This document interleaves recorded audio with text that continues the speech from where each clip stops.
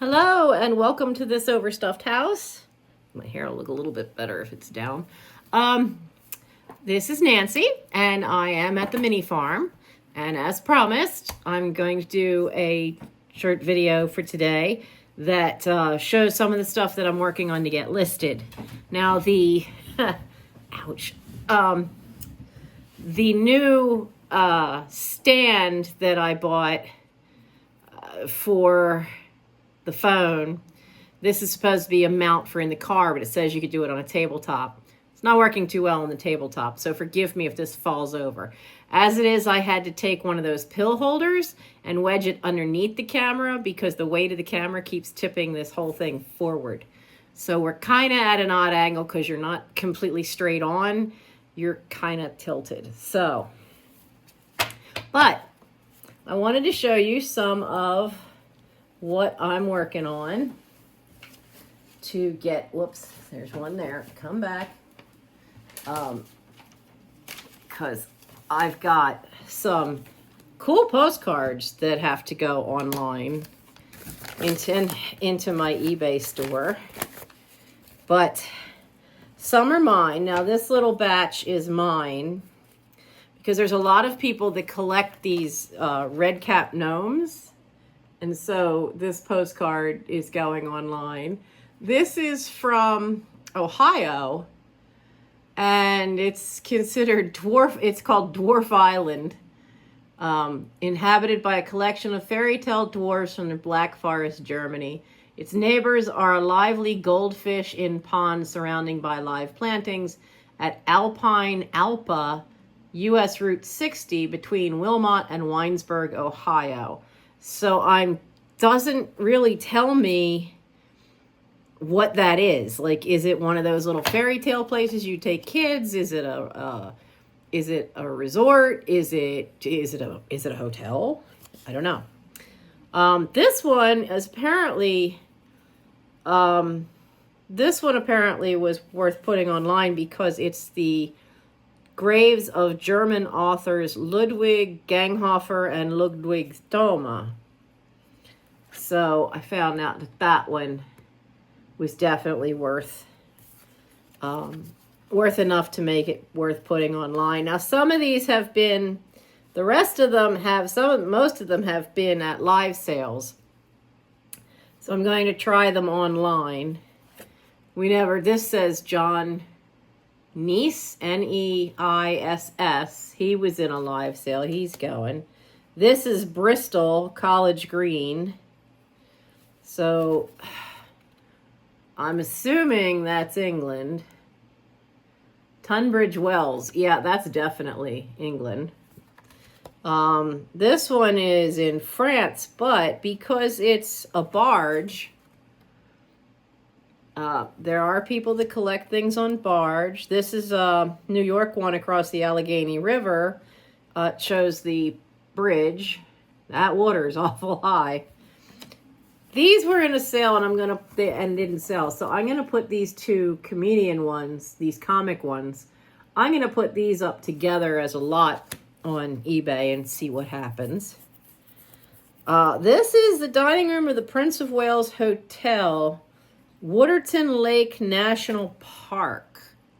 So it says made in Canada in the back. So we'll see what happens with that. And then this is a ware room, Inland Type Foundry, St. Louis. There's the postmark isn't readable, but it's something so different.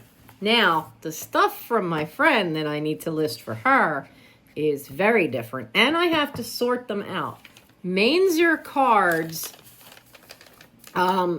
there's ways to tell what years they were printed based on the address that's on the back, as well as if they have this stylized little heart in the corners. Later printings would cut it off. I don't know if you can just see that little tiny heart that's there. Now that is from the first artist to do these cards was Eugene, Eugen, no E on the end, Hartung in the 1940s. And that was the mark he put on his. Later printings usually cut them off. And they were originally published by Max Kunzli in Zurich. So if you find ones that just say, you know, printed in Switzerland, printed in Zurich, you know those are the earliest ones.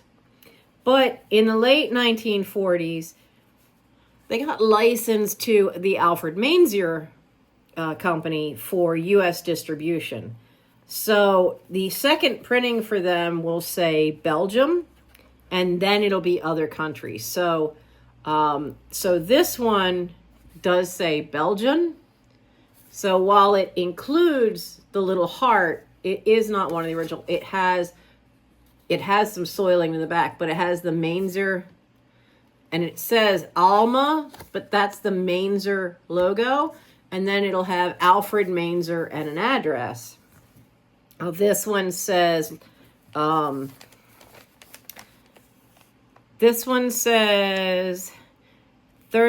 to 33 29th Street, Long Island City, New York.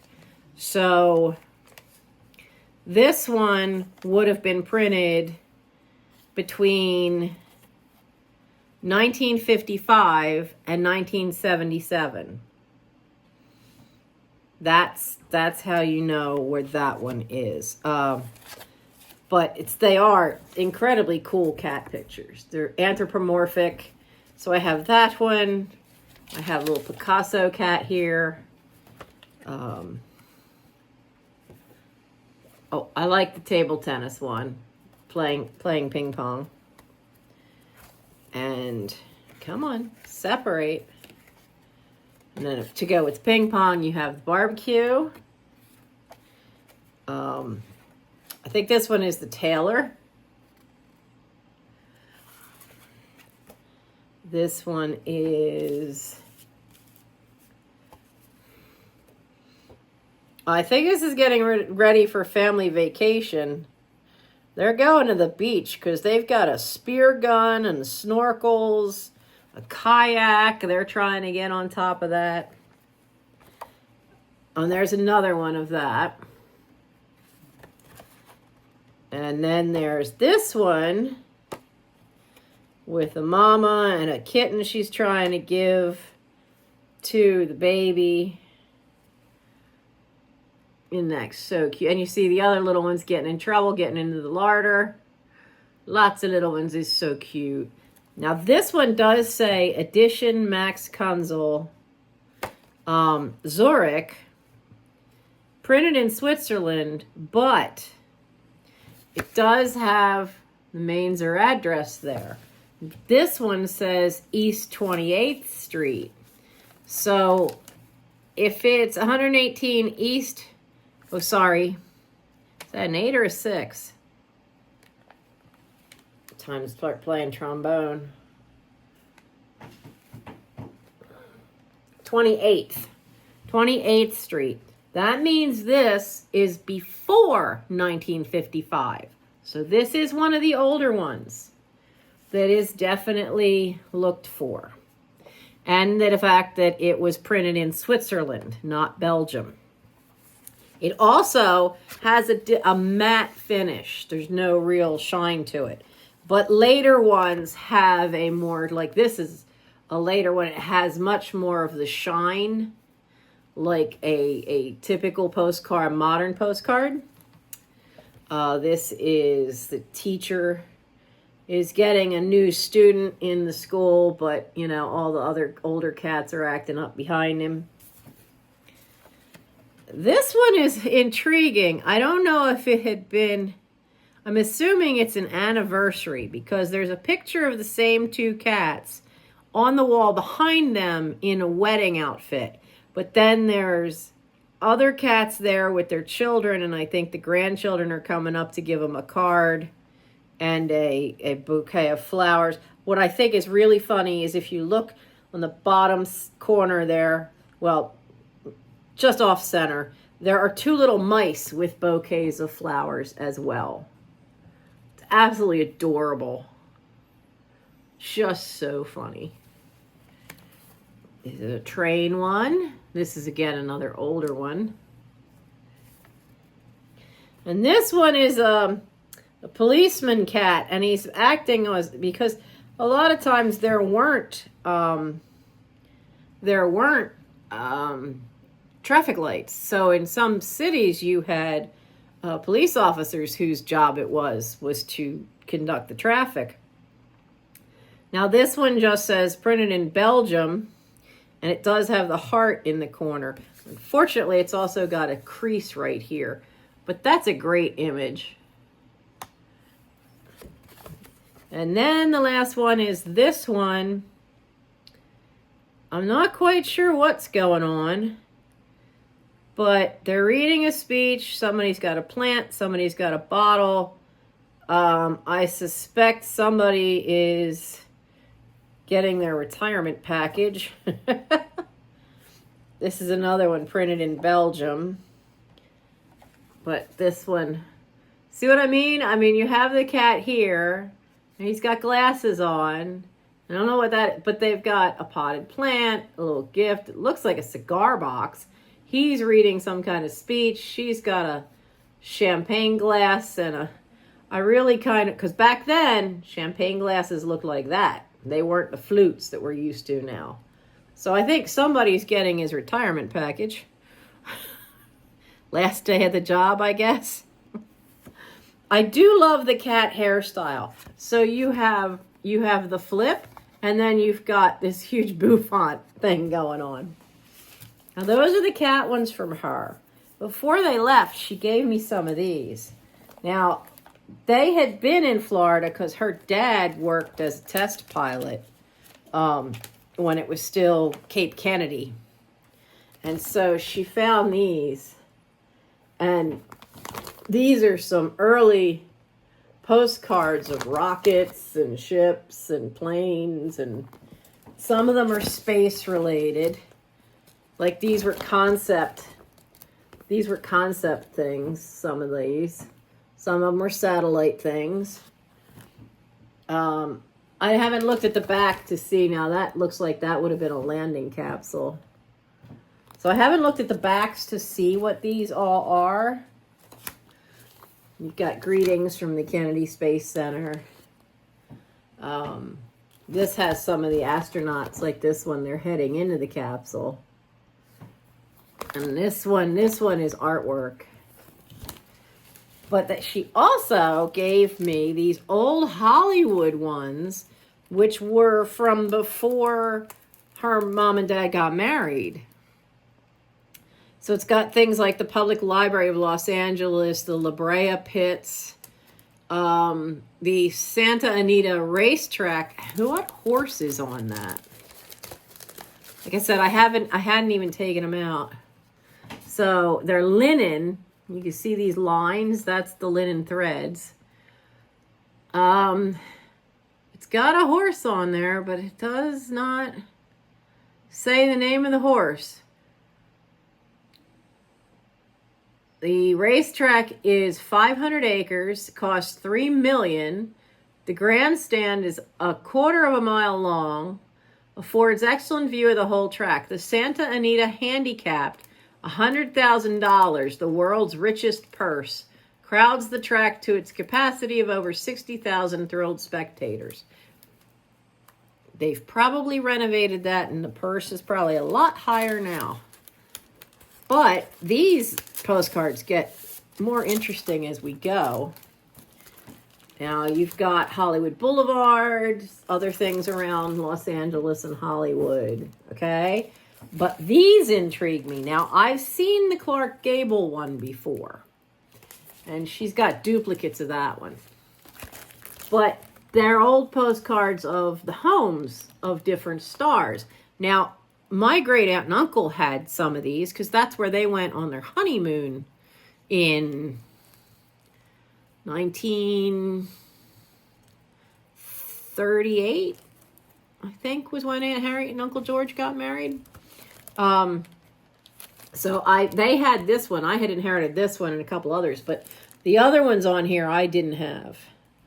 I know I had Bing Crosby, I had Roy Rogers, but this she and I had the Clark Gable, and you were able to buy images of people's houses. So the Clark Gable, you have Betty Davis, which is a lovely little Tudor place. Dorothy Lamore's house is here. Loretta Young is that one. Then you have Jack Benny and Mary Livingston here. And then this one, which looks familiar. Maybe I did have this one. This is Ozzie and Harriet, which is home. It says home of the Nelsons, and then in parentheses, Ozzie and Harriet. So honestly, the only ones that really look like big mansion kind of things are Loretta Young's and Dorothy Lamore's. Those two in the middle. And on the back is the residence of Eddie. Oh, there's more than one of those. She has two. One's got a crimped corner. But this is the residence of Eddie Cantor. Oh, there's a date. There's a date. 1953 is the postmark. So, yeah, I know Aunt Harriet and Uncle George got married before World War II, but she was young. She was only 16 or 17. Parents had to give permission. And honestly, it was a love match. They were together they actually saw their 75th wedding anniversary. He died not long afterwards. And then it has a gay night spot of Hollywood, California, and it's the Earl Carroll Theater. I've never even heard of that one. So some of them are used, some of them are not. But this one cracked me up that was tucked in here too. It is a handy guide map of Los Angeles, Hollywood business districts. And I would bet that a lot of these no longer exist because they have Chaplin's studio. That's Charlie Chaplin's studio on here. Fox Western, RKO, has those as studios. It has the Olympic Swim Stadium and Auditorium, has golf courses. Now, Grauman's Chinese Theater, Grauman's is still there. Hollywood Bowl is still going to be there. The La Brea fossil pits are still around. But some of the rest, I'm not so sure. And some of the railway and bus stations, I wonder if they're still around. But some of it definitely would have changed, especially the old studio system. RKO is long gone. Fox Western, they're gone. United Artists Studios, they might still be around. Columbia, I don't know. Paramount, maybe. But it's an interesting look because it gives you a view of like old Hollywood and old Los Angeles and how things were laid out, where the studios had been, things like that. Get back in. Well, I'm not going to fight with it right now. I don't want it to crease. Now, I have more postcards of my own that I have to go through. But I also have quite a few things that my brother Gary gave me. He had a collection of these. And a lot of them are in their original envelopes.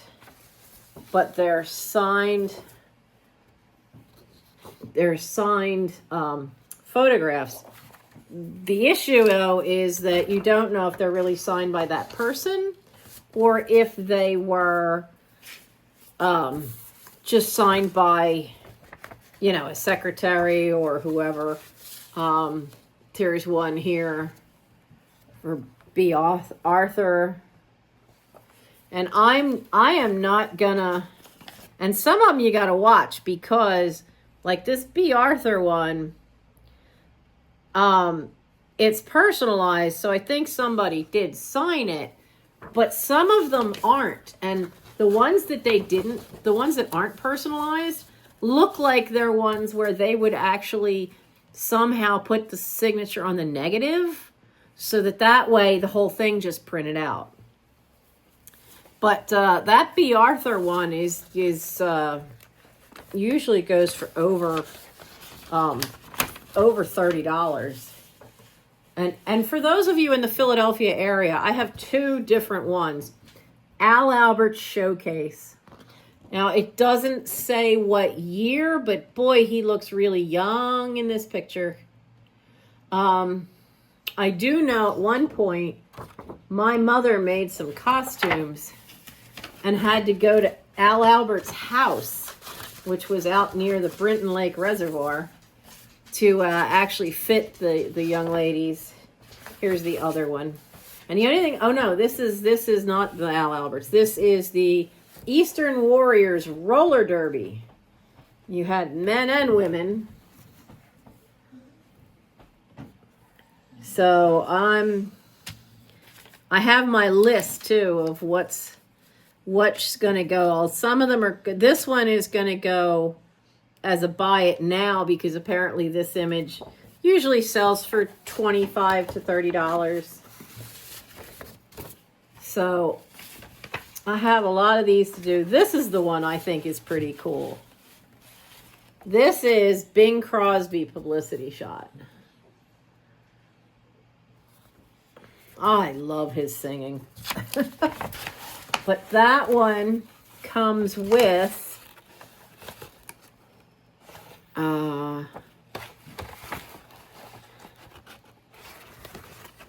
oh wait, no. I thought that one came with a letter. The Joe Campanella one. How many people remember him from old 70s and into the 80s TV shows as a character actor? Joe Campanella? It includes a letter. That's the one, and the letter's got a little ding to it. But I also have stuff from the Waltons. I have stuff from Little House on the Prairie. I have this one from Dallas.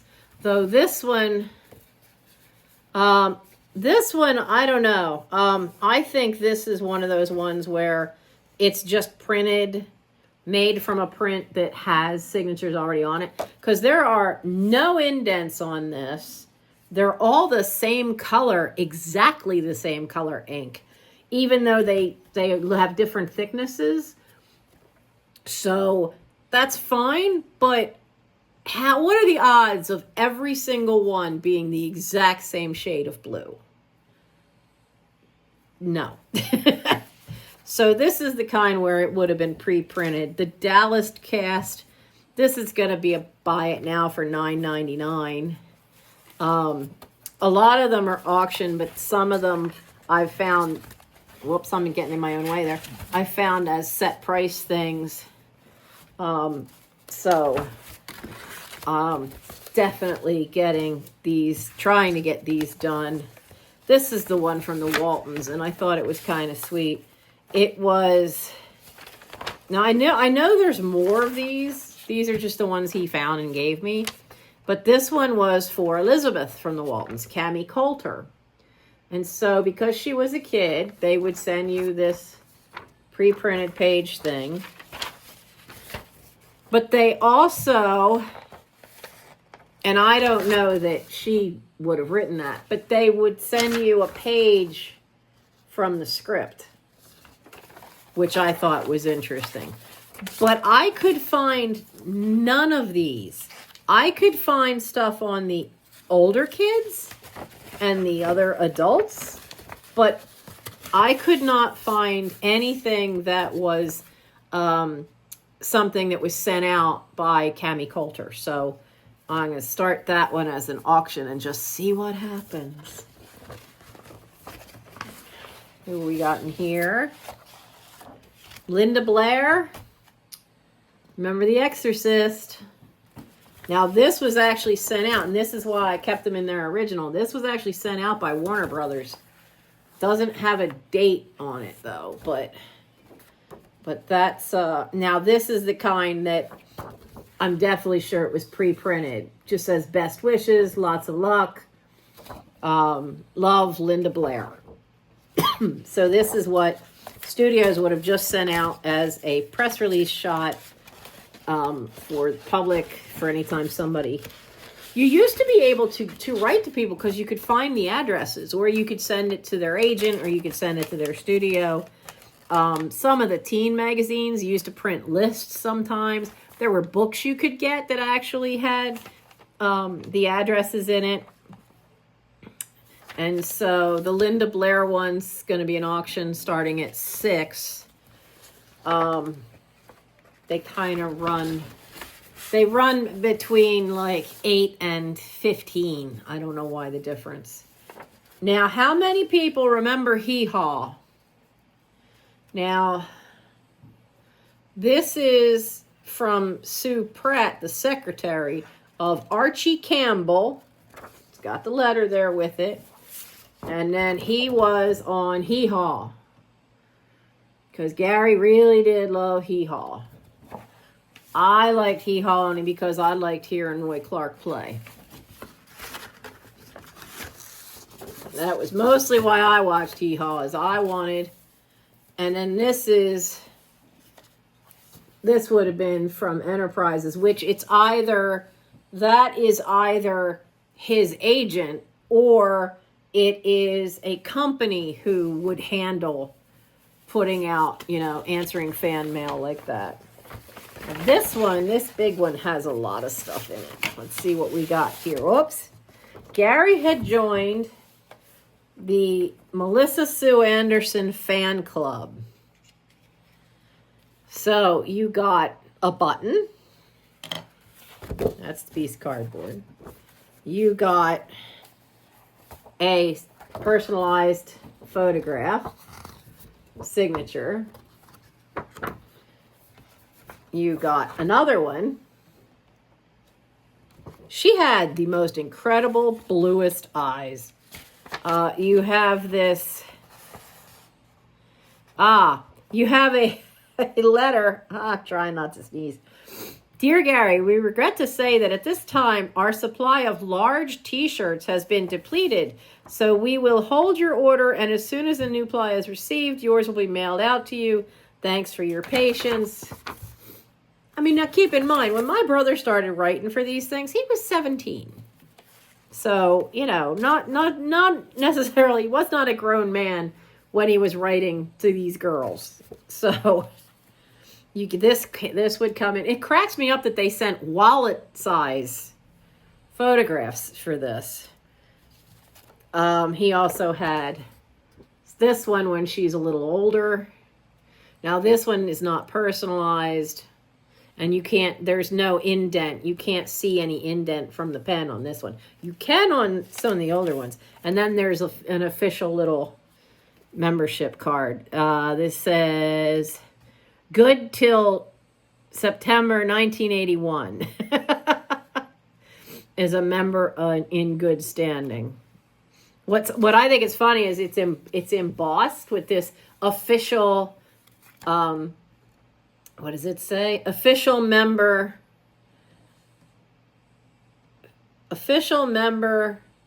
USA fan club. Doesn't even say her name, but so that's another one. I could not find any of these online, so I'm going to start it low at $6 as an auction and just let it run and see what happens, because I could not find a fan club kit for her anywhere online to give me an idea of the pricing. So, excuse me. So that's my goal, is to get all these things listed, and because I need to get these done. I'm here for this whole week, and so I need to get some of these going. I got a lot of photographs taken, have the photos ready for all the postcards, but not for these. So I have to take photos of these today. I have some of the drafts done of some other stuff. So I want to get all that done today and tomorrow and get this stuff knocked out, because I've spent some of the time doing scalp paperwork, and I did get one book finished that I need to return to the library when I get home. I'm halfway, more than halfway through another one. It's got to go back as soon as I get home. So they'll get done because I read after I feed all the critters. I read for half an hour because I cannot eat as soon as I wake up. It makes me nauseous. So I'll sit out there with a cup of tea and enjoy the bird song of the day starting. And the dogs seem to like it because they're getting more exercise. They can walk around, especially the little beagle. But I still have that giant box of cross-stitch. I don't think there's too many needlepoint kits, but there's cross-stitch kits and craft kits, and I've still brought that huge box, and I haven't even started on that yet. So, because I did have 2 days where between the medication and I found out the doxycycline was what was causing my knee to completely blow out. So the last 2 days, I had a really rough time that I would have to lay flat with my knee, with a pillow under my knees. So I didn't get much done. The hardback books are kind of, you know, this is kind of big to be, you know, trying to lay in bed and read. This is Powers of Darkness, the lost version of Dracula. This is legit. They knew about this. They knew about this particular book a long time ago, but they had not found a copy until 1986. So,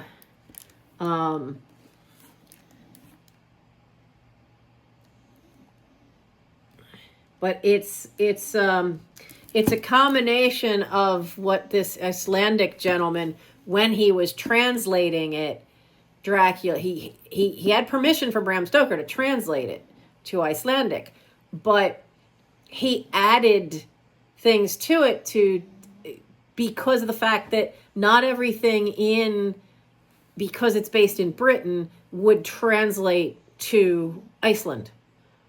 And so when I found, and Bram Stoker was okay with it. He wrote the foreword he wrote the introduction for the book. He had read it. He was happy with it. He didn't mind. So it's like an authorized version, a retelling a little bit of Dracula. So when I found out about it, this was definitely on my to-read list. And I have been waiting. They had to interlibrary loan this from, where's this one from? Springfield, Ohio. I had to get them to do the big interlibrary loan where it's not just your local county. They had to go and look for it out of state to get it for me. So it took a little bit, but I got it.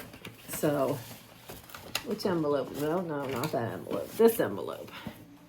I'm assuming they're all in the correct envelopes. I tried very hard to make sure that they went back into the envelopes that I got them in. But I did already do my research and write out what they should start at. So that part's done. Because the research can be the most time consuming. You have to know your starting point. You have to look up sold listings. And if you can't find them, their sold listings, then look up completed listings and see if it's worth it. And reset the sort factor so that it's showing you what sold highest to lowest. If you have something of serious that you find is serious value, I would say anything over $50, then you need to double check and see if it goes higher. Because everybody's so into buy it now these days. There are times when an auction is much better. When in doubt, 7-day auction it, really, because one, it creates interest in it, but the auction will set the market price. Now, if it's something is way more and it didn't get any auctions, you can list it as a buy it now and let it sit there, but sometimes the auctions then help create interest. A friend of mine does that. What's Rebecca's something closet? Now I've forgotten the name. She does nothing but vintage clothing. Rebecca's Retro. I think that's what her eBay store is called. And it's nothing but vintage clothing. And sometimes she'll do that. She'll post it as an auction first and then set the price. especially with some of the really rare, more rare vintage stuff. She's had some gorgeous Victorian stuff. I don't know where she ever found that dress, but it was a stunner. But I digress. Oh, I forgot the pin. I have to be careful how I put the pin in here because I don't want it to scratch the pictures. So that's what I'm working on, and hope to have listed.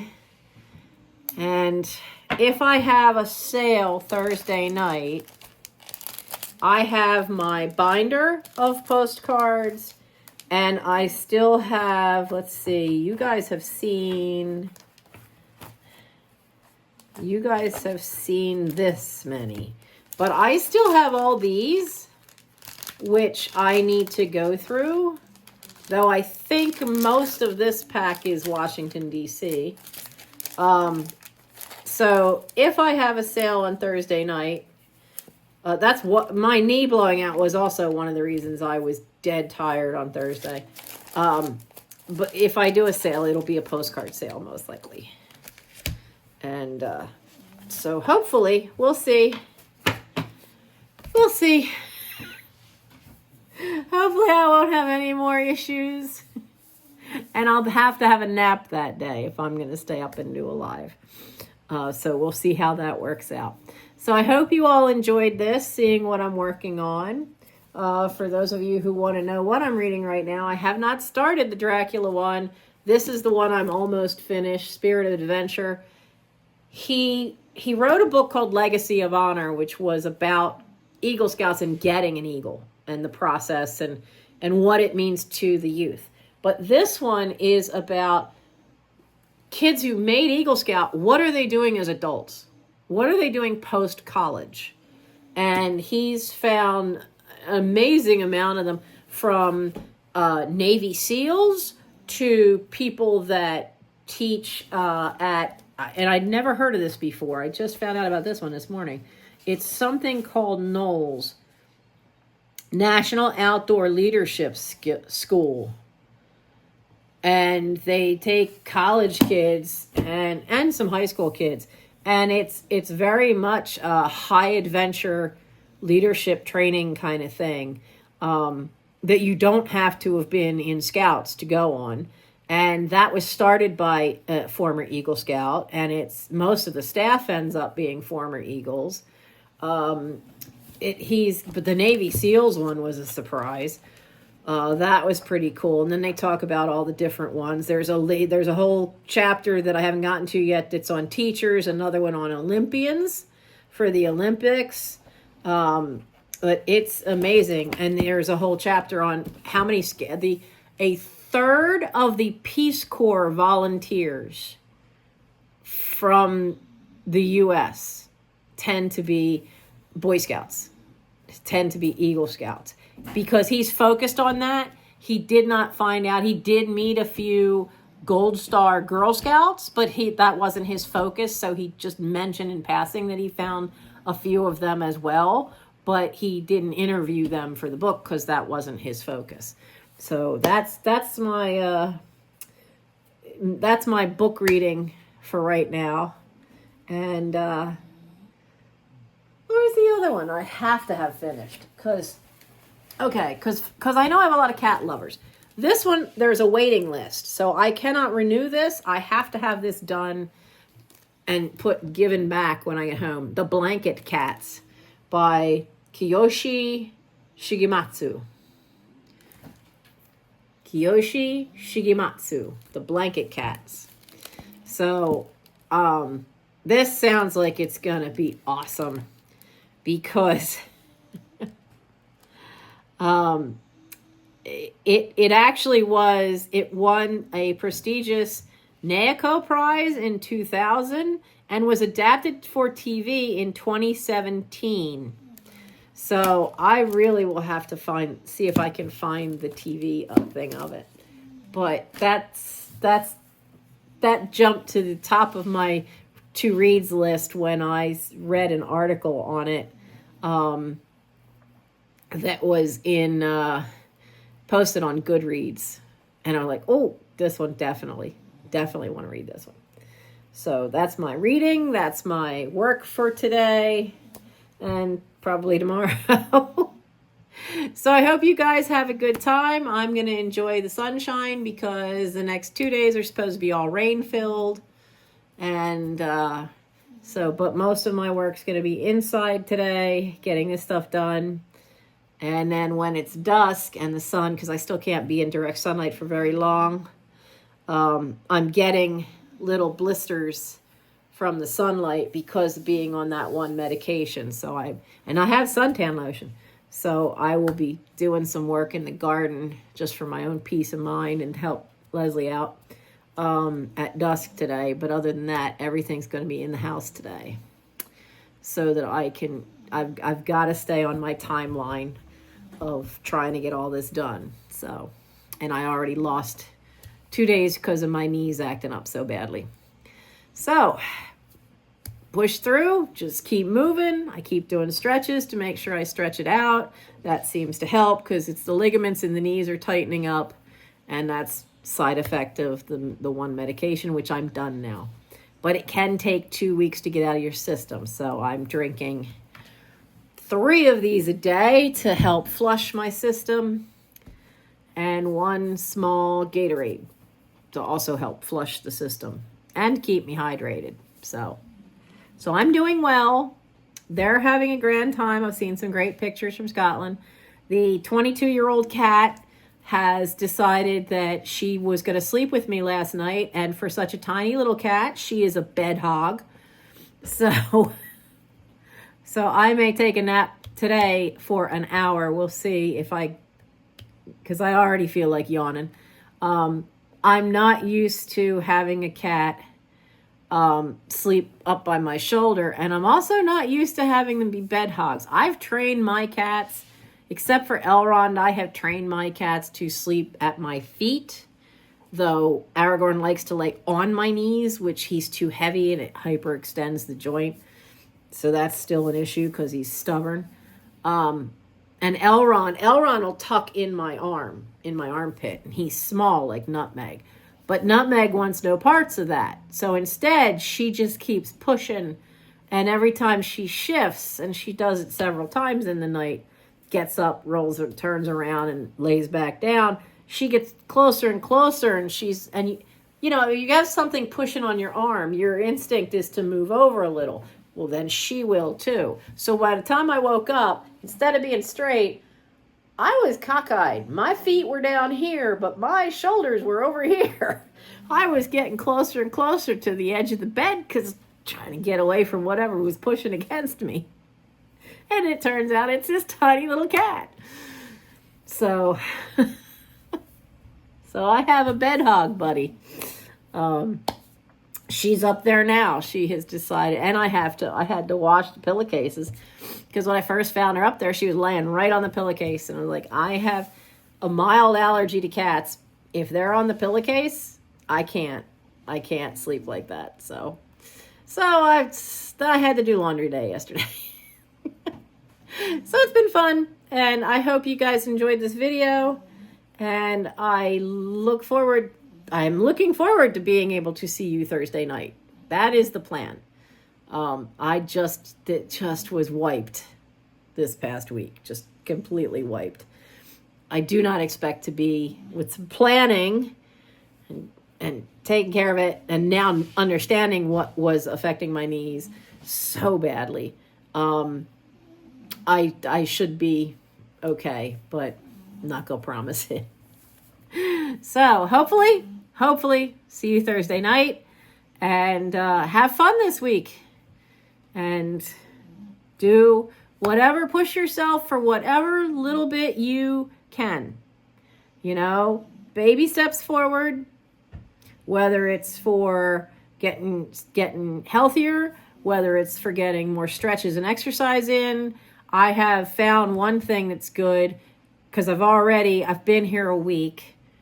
The meals she bought, most of them are below 300 calories.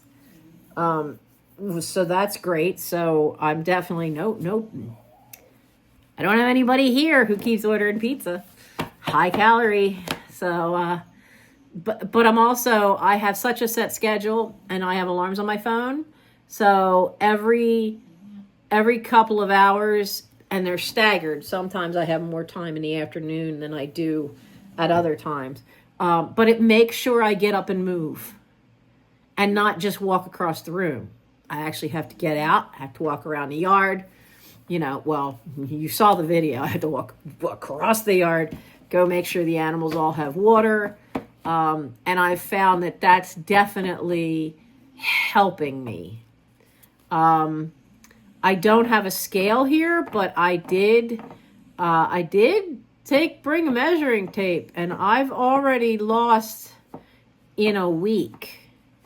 I have managed to lose an inch off of my hips and a half inch off my waist. I've been here a week. So I'm going to keep those alarms on my phone when I get home to make sure that I get up and I walk, if not around the block, then definitely, or at least around my yard, even if I just circle the house 1 or 2 times, whatever. But I need to make sure I move more. And so that's something that this trip has taught me, that I need the alarms. I can't trust my brain to go, oh, you haven't moved in a long while, your knees are getting real stiff, you should get up and move. No, by the time the knees are stiff, that's already a problem. So I have alarms set in my phone for the schedule I have to keep for the animals, and I'm going to keep that when I leave here. So it's something for the rest of you to think about, that if you give it a try and see if you find that helps you. Make sure that you get up every, like most of them are in the morning are 2 to 3 hours apart. And then I added one because now it's almost 9 o'clock before I can get those stupid ducks into their coop. So instead of 7:30. So now at 7:30, instead of going out to put them to bed, I go out and make sure they have water one more time. And then don't go out again until 9. But I have a gap in the afternoon where if I need a nap, I can take as much as a 2-hour nap.